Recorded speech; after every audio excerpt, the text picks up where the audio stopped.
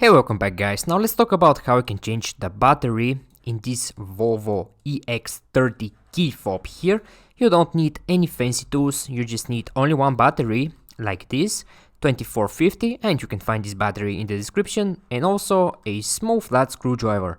And now when you're ready, let's begin with the tutorial. Well, the first thing you need to do is right on this side right here you see this small button.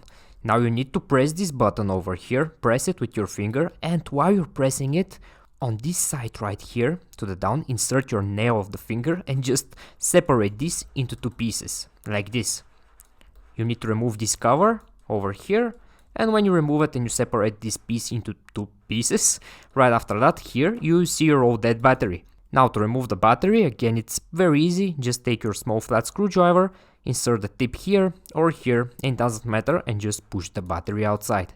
And now when you remove the battery here in the same place, just install your new battery like this, and also make sure it's with the positive side facing up. So this step here is very important.